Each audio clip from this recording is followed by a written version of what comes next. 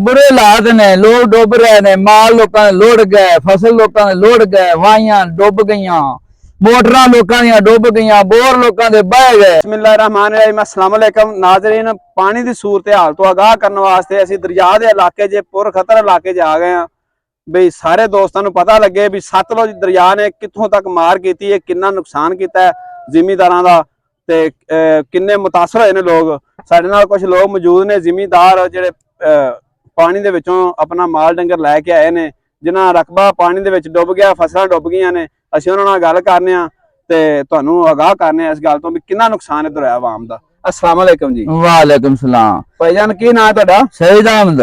सईद अहमद साहब केड़ी बरादरी नाल तल्लक है जी? डोगर साहब। लो जी डोगर साहब, सरदार हाशम डोगर साहब तुहाडी बरादरी दा बंदा असीं लभ लिया माशाअल्लाह। ते इन्हां दी गुफ्तगू सुनने आ जरा हुण। की हालात ने जी पानी दे? बुरे हालात ने, लोग डुब रहे ने, माल लोकां दे लुढ़ गए, फसल लोकां दे लुढ़ गए, वाहियां डुब गईयां, मोटरां लोकां दियां डुब गईयां, बोर लोकां दे बह गए। ये हर को आपो दे घर ही बैठा हुआ है, जिसले लोग डुब रोड ते बच गए उसले आ जान इलेक्शन है ते वोट ले लिए। अच्छा तुसी किवें मतलब अपना माल डंगर कढ के लियांदा ते बाबे बुबे डुब ते डांगा नाल कोई माल रुड़ गए, कईयां दियां महीं रुड़ गईयां, कईयां दे बंदे रुड़ गए। आ एक बाबा लियांदा फाड़ के। अच्छा ये बाबा पाकिस्तानी की इंडिया? पाकिस्तानी इंडिया का कोई बंदा नहीं चलिया, ना लभ्या है, ना को आया, ना नामन दिता है। शनाख्त कर ली है तुसी? बड़ी शनाख्त की, सुन तो बैठा हुआ है। अच्छा ये केड़ा एरिया है? ये नियामत ते ए पिछे रकबा तुहाडा है? हाँ जी। तकरीबन इत्थे किन्ने फिट पानी हो गया जी? इत्थे मेरे हिसाब नाल 100 फुट पानी हो गया है। 100 फुट पानी हो गया, मतलब बहुत उच्चा इलाका है। मैं अज तक इत्थे तेल बजिंदे विच वेखे ने, तेल लुढ़ गया लोकां दे, हो गया सारा कुछ, हर शे लुढ़ गई। इधर आवाम आ रही है जी पारों निकल के, आ देखो जी। हां ते इन्हें करो वीडियो बनाओ।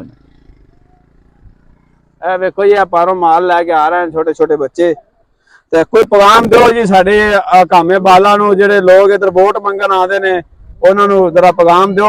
देन लोग मदद करने ना गरीबां नाल, जिन्हां नाल जातियां होईयां ने, जिन्हां दी हर शे लुढ़ गई। हां जी ए सारियां मेहरबानी होवे दी जेड़ा फसलां ने मदद करे। आ फसलां ने कमांद दिया, नरमे ते हल्दियां, मकइयां, तेल, हर शे लुढ़ गई, डुब गई। मैं तो सुनिया जेड़े गुज्जर लोग ने वो दुआवां मंगदे वे इधर दरिया इलाके च पानी आवे ते असीं माल चराइए। वो भी डुब ते लुढ़ ते उता जा चढ़े, कोई शे नहीं रही बना देवे।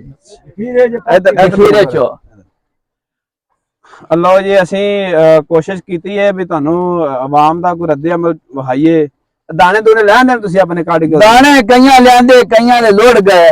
कई बंदे तो इन्ना रोला पहले कोठे डिग पा उत्ते छत्तां दे दाने रखे। किसी बंदे तो मुर्गी भी रोड जाए तो बड़ा रोला, बड़ा नुकसान हुंदा है। मुर्गी केड़ी ले ते कोई देंदा है, मुर्गी भी आपदे पल्ले बंदा लेंदा है। सही है, आंडे तो भी बह जावे, हर शे तो बंदा बह जांदा है कि हर शे तो बंदा जुदा होए खड़े ने।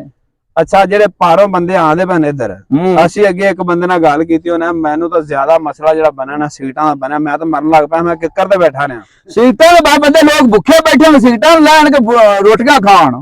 तुहाडे कोल जे बाहर सीटां मुक जाण ते कुछ भी नहीं उत्थे, ना तंबाकू, ना सिगरेट, ना दुकान, ना कोई शै नहीं, कोई वसाइल ही नहीं। सही भुखे ही मरना है ना। लो जी दोस्तों साडी वीडियो नू लाइक ते शेयर जरूर करा करो, क्योंकि असीं बड़ी मेहनत करके अजे अनमोल हीरे रब के तुहानू वीडियो बना के। नहीं ये हीरा कदों लभना किसे ने? आ वेखो ना हीरा ही है, थोड़ी धुप लगी हली। धुप बड़ी लगी, त्रिया भी लगी। चैनल सब्सक्राइब करो, बड़ी मेहरबानी, बहुत शुक्रिया। अल्लाह हाफिज़।